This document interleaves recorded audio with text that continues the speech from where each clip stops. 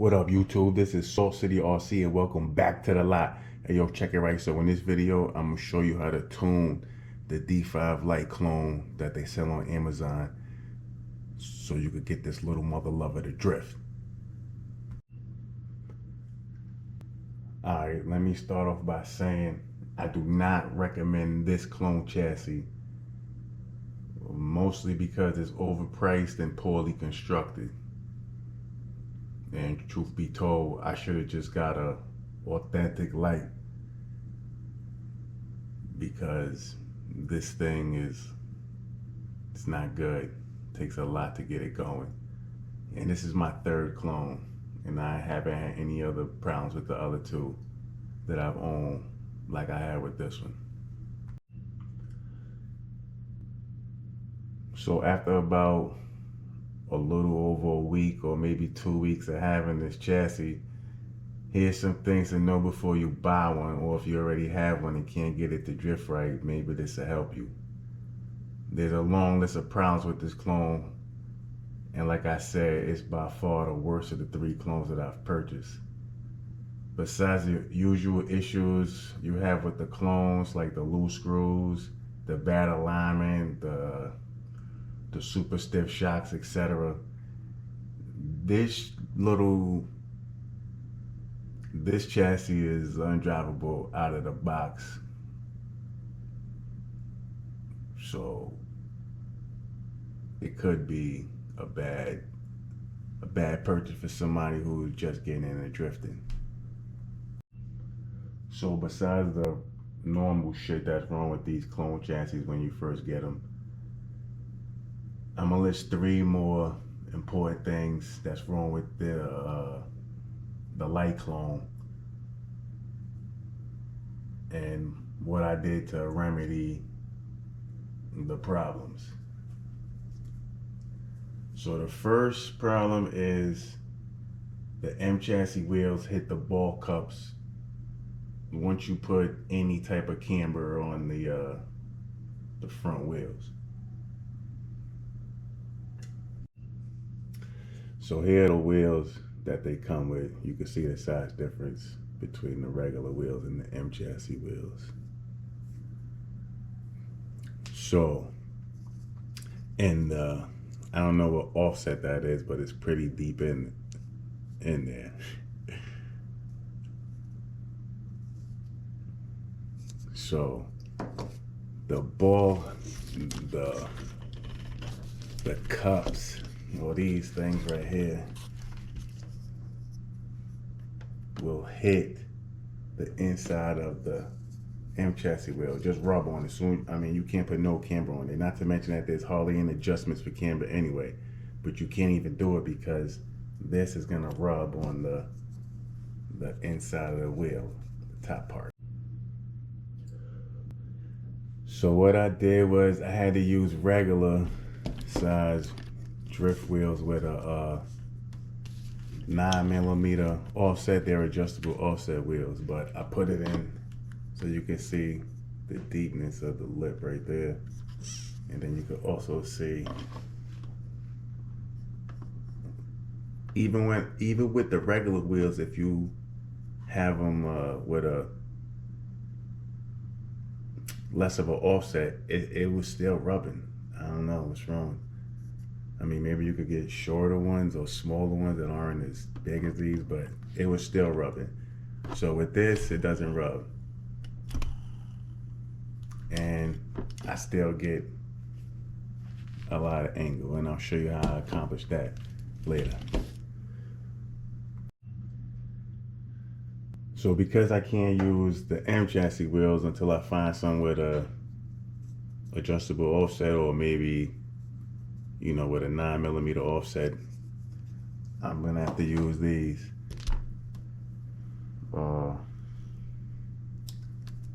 So I couldn't use my K truck body because, you know, these look like 26s on that. So that's mainly why I went with the EXO cage style body until I can get some M chassis wheels that I can change the offset and use on here.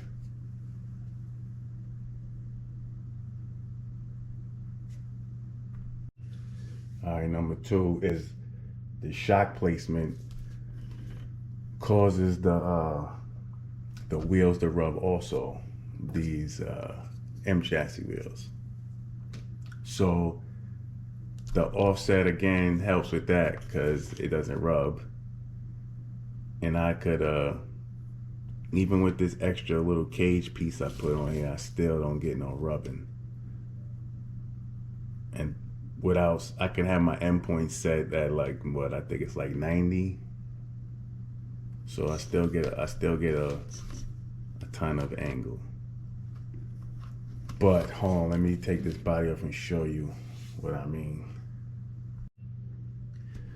Okay, so the shock position is, if you watch the part one of the Sakura clone series I made. Well, it's only 2 parts, ain't no series. But anyway, you see I was hype about the shock towers because it wasn't the cantilever style. So I got into a group and come to find out that a real M chassis, a real Sakura D5 Lite, it has these holes right here, and this is where the shock goes. I forgot what it's called. Mono, I think that's what it's called, a mono shock style. So it's supposed to be one shock that attaches in them 2 holes right there, and then you wouldn't have the problem of rubbing against the shocks.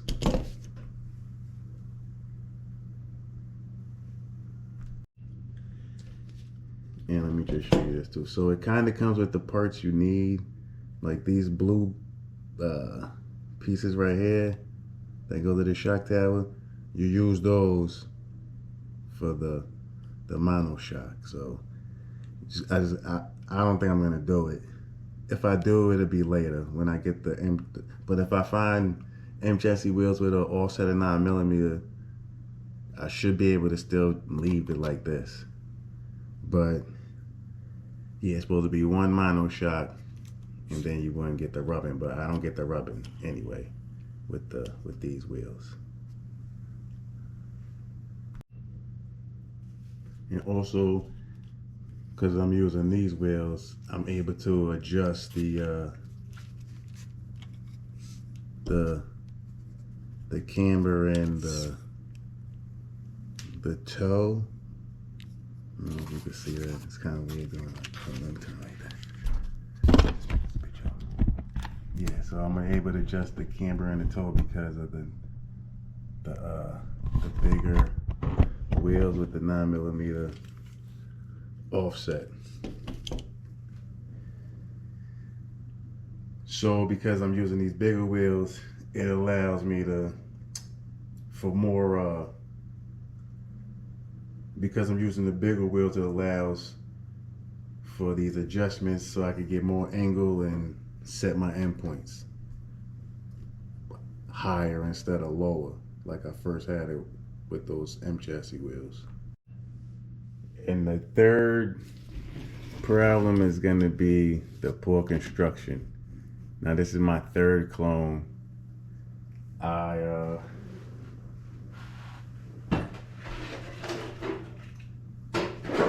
sold one, and I still have this one that I use for my big wheel drift build. This had the same issues as far as the loose screws, yada yada yada, but at least it was constructed a little better. Like, I haven't had any problems. Besides, I did break this. Oops, I broke that, as I pointed out before in the video about the big wheel build. But I did break this before, so that part was hard to find. It took me a minute to get it. But other than that, it's been good. But, you know, besides, like I said, the usual problems that they come with. But this one, man, like, I don't know if it's gonna pick it up, but let me try to show you. The motor is slightly slanted. I don't know if you can see it, but if I'm trying to hold it straight to that shock tower and that blue brace thing, but that's straight. And if you look at the motor, the left side is a little lower you know, and it's framed in the right side. So I don't know if that was the reason why I stripped the this is the stock gear that it comes with, and this stripped. I don't know if you can see it, but it's got it's like shaved right there. But I'm gonna take the blame for that because the grub screw I was using kept coming loose. So we'll chalk that up to user error, even though I've got the same pinion gear and grub screw on it now, and it's not moving. So I don't know, but that was definitely my fault. I don't think I tightened it enough, and it kept moving. But I changed the gear. I had a MST 2.0 gear laying around, so I used this, and it's working. It sounds way better. Even it doesn't sound as loud. When I show running video, I'm gonna try to leave some audio of it, and it's like horribly loud, especially towards the end of the session when it was really stripping, and you can hear that bass like ee.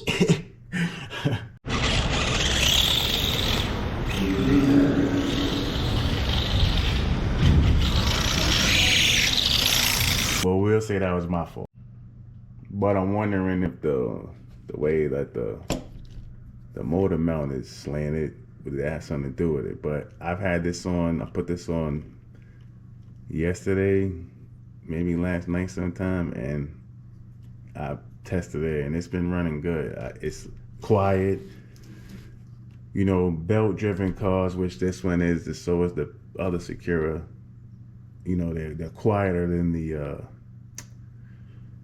other cars with the geared, I guess, transmission.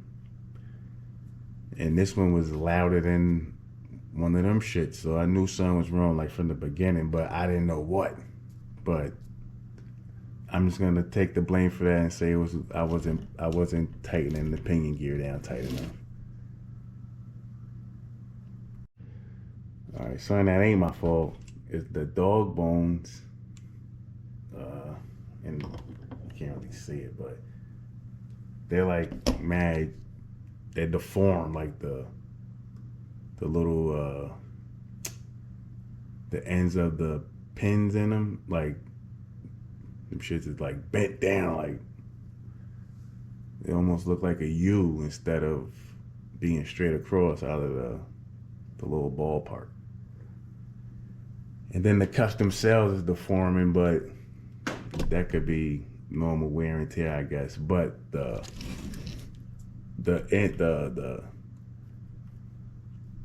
cups themselves, that they go inside the thing that spins this, the belt,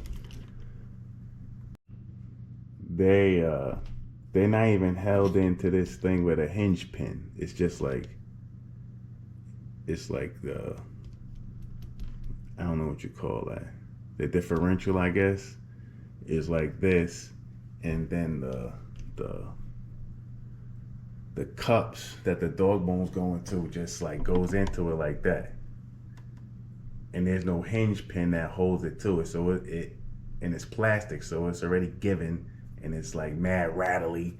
The dog bones is rattly as hell, and it's mad loud and annoying to me anyway. So what I did to fix the ball cup, this part, whatever you call it, that goes into the differential, I just took some hot glue. You know how I get with the hot glue. I just put some hot glue on the tips of the cups that go into the differential, and it don't move, it don't rattle at all no more. So, but the dog bones still rattle, but you don't really hear the cups anymore, and that plastic just going crazy. It would be mad loose, and you can imagine it's a brushless motor, so it's just like inside of there. But I put the glue I used the hot glue because it could come off. It's strong enough to, you know, fill in the gaps or whatever. But if I need to take it out, if I need a new differential or whatever, if I want to change it or upgrade it, I can pull those out with like some pliers, or I could heat it up and then it'll get hot and I can pull it out. Another thing, if you watched the first video, I was hype about was these sway bars. I don't know if they help or hurt, but after I tuned in and I finally could get this bitch sideways, I feel like it does fight me a little bit, like it wants to keep the car straight. I don't know how to tune sway bars. I might ask for some help.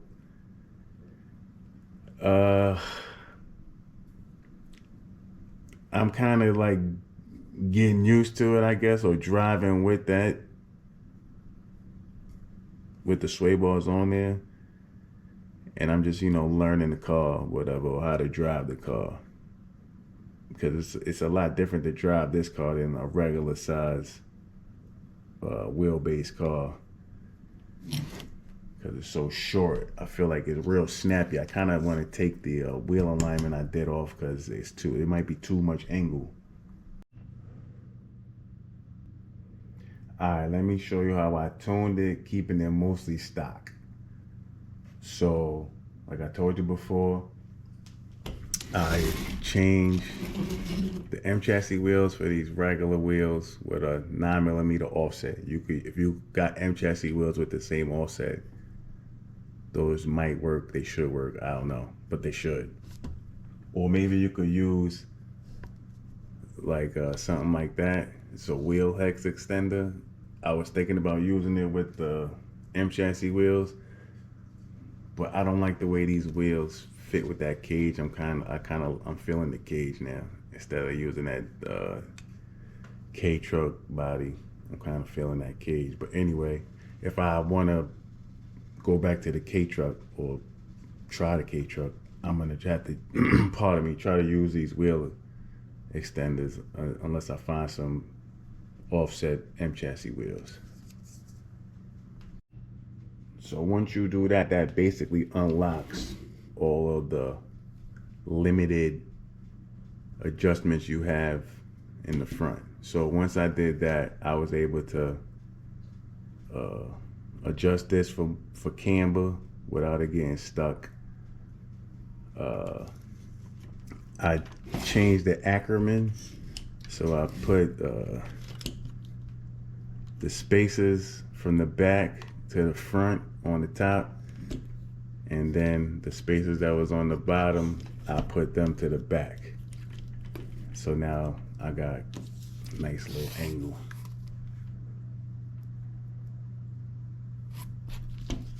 Is that full lock? Nah, that ain't no full lock. Yeah, see? So you do that, you could get the angle.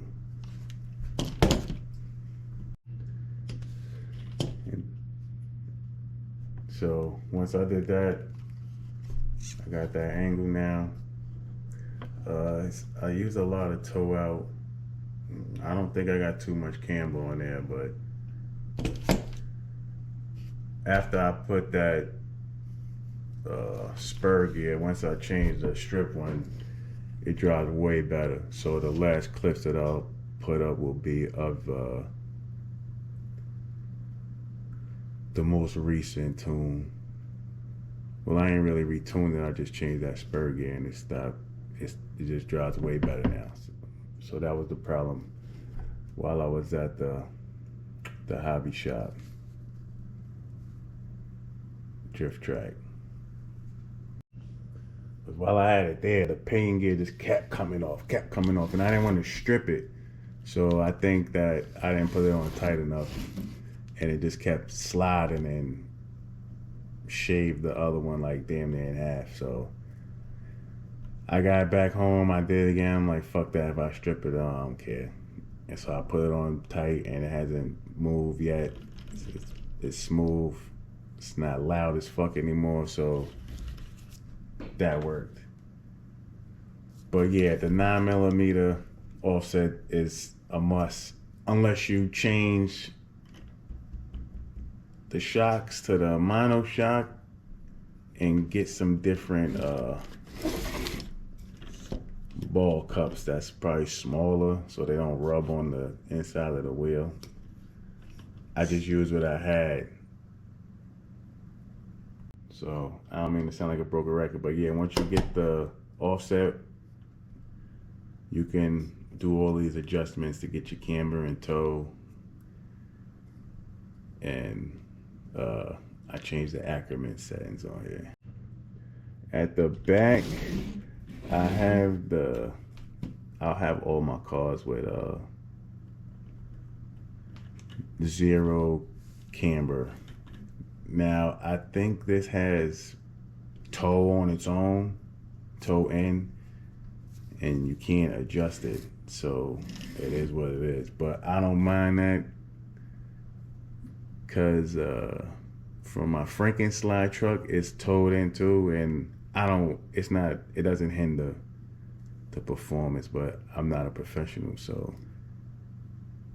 But it helps, I think it helps keeping it straight though, tell you the truth, but I guess it slides now, so I don't know. My main concern is more the sway bar, and I don't know how to tune that just yet, but like I said, I feel like it want to keep the car straight. Alright, I'm gonna show some clips of it drifting, like from when I first got it till today. I might do a little montage for y'all of it drifting today, because it's good now. It's good. Now I like it. But like I said, it's overpriced, so I wouldn't pay $140 for this, because that's what it is. I don't know how much it is on AliExpress or Alibaba. I don't shop on them sites. It might be cheaper, but on Amazon it's $140. And like I said in the other video, another reason why I ain't really tripping is because I traded it for a crawler. Basically, I sold the crawler for $150 so I could buy this. And I only paid like $95 for the crawler, so technically I paid under $100 for it. But I would not recommend this chassis. I would just get a regular D5 Lite. My whole thing is I don't want to wait with the shipping, so I guess it pays to be patient. When you rush, you get bullshit like this. Alright, y'all, like I said, I would not recommend this chassis. I would get an authentic D5 Lite or a different Drift M chassis. I think MST makes one too. If I get another one, I'll just get either one of those. But now that I have this one, I got this body on there. I added the lights. Shout out to the homie, Fee. I like the way it drives now. I like the way it looks. So I guess I'm happy, but it took a lot to get there, you know what I mean? Because I got the shit so I could use the D12 body, which I'm not using. So if I done had that 12428, this cage thing, I don't know what I would have used. And I would have been mad, because the wheels that they send with the shit you can't drift it, because it's gonna rub on this. And if you don't know, which I didn't know about the mono shock, but then you gotta do that, and I don't know if the shocks that come with it are long enough. So I'm gonna try to do that later on, so you know, just to see if I could do it. But what I got it to become, I like it now. Alright guys, we're at my local RC hobby shop, Underground RC in Destiny USA Mall in Syracuse, New York. And I'm gonna be testing out my Sakura D5 Clone Lite at the drift track here.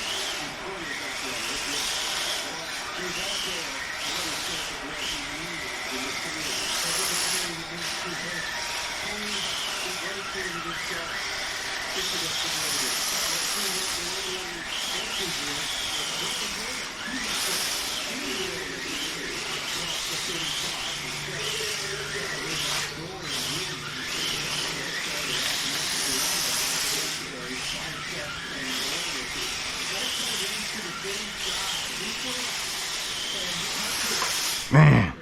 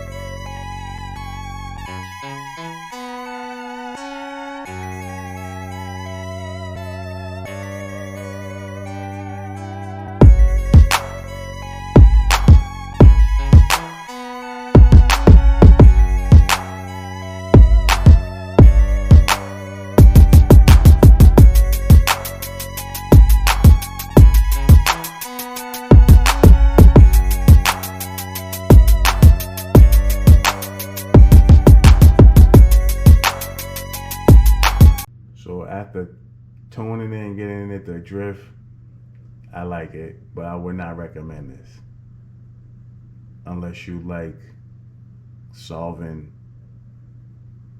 problems or Rubik's cubes or some shit like that. I don't know, but I'm up out of here.